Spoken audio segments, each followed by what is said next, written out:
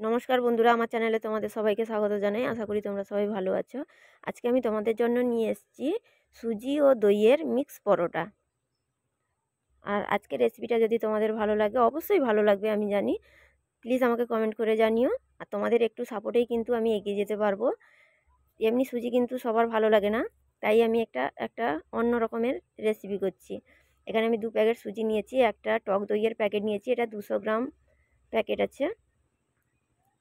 সুজি, টক দই আর লবণ আমি একসঙ্গে জল দিয়ে মেখে নিচ্ছি, একটা ব্যাটার তৈরি করছি। এখানে আমি বেশি জল দিচ্ছি না, বেশি জল দিলে একটু পাতলা হয়ে যাবে, তাই আমি অল্প জল দিয়ে একটা ব্যাটার তৈরি করলাম। তার মধ্যে আমি চিনি দিলাম, যেহেতু এটা টক দই সেই জন্য আমি সামান্য চিনি দিলাম, তোমাদের পরিমাণ মতো তোমরা দিও।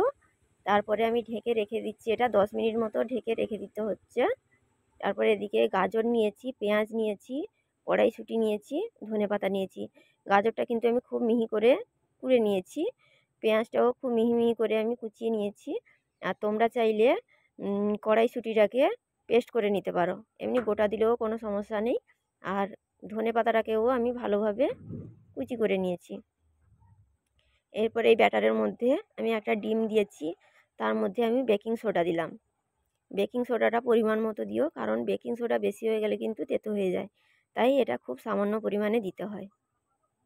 যে আমি অল্প বেকিং সোডা অ্যাড করলাম এর মধ্যে। এরপর এটা আমি ভালোভাবে মিক্স করে নিয়েছি। এটা খুব শক্তও করিনি, খুব পাতলাও করিনি, একটা ব্যাটার তৈরি করেছি আমি। এরপর কড়াই গরম করে তার মধ্যে আমি সাদা তেল অ্যাড করলাম। এখানে তোমরা সাদা তেল কিংবা সর্ষের তেল, যে কোনো একটা তেল দিলেই তোমরা পারবে, এটা কোনো সমস্যা নেই। এরপর আমি ব্যাটারের 2 চামচ দিয়ে দিলাম এখানে। প্রথমবার আমি 2 চামচ দিলাম, সেটা দেখলাম যে একটু ব্যাটারটা একটু শক্ত হয়েছে, সেই জন্য আর একটু জল দিলাম আমি এর মধ্যে। এটা কিন্তু ব্যাটার তৈরি করে 10 মিনিট মতো রেখে দিতে হবে, যাতে করে সুজিটাও নরম হয়ে যায়। এরপর আমি এটা ঢাকা দিয়ে দেব। তবে আমি যে পরিমাণ শক্ত করেছি এটাতে কিন্তু খুব একটা সমস্যা হতো না, ভালোই হয়েছিল। তাও আমি আর একটু জল দিলাম। আমি ঢাকা দিলাম, ঢাকা দেওয়ার পরে হয়ে যাবে, তোমরা দেখলেই বুঝতে পারবে। এই দেখো হয়ে এসছে। এটা আমি উল্টে দিলাম, উল্টে আবারও আমি ঢাকা দিয়ে দেব।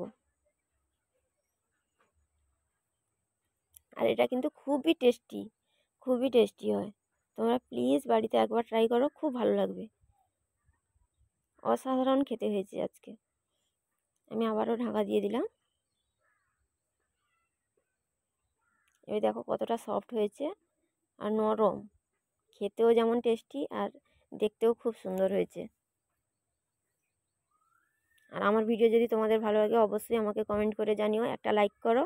আর যদি খুব ভালো লেগে থাকে, তাহলে তোমার বন্ধুদের সঙ্গে এটা শেয়ার করো। আর আজকের মতো এই পর্যন্ত, দেখা হবে আবার অন্য কোনো ভিডিওতে। চলে আসবো আবার তোমাদের সঙ্গে শেয়ার করতে। তোমাদের একটু সাপোর্টেই কিন্তু আমি এগিয়ে যেতে পারবো। আজকের মতো এই পর্যন্ত, টাটা, বাই।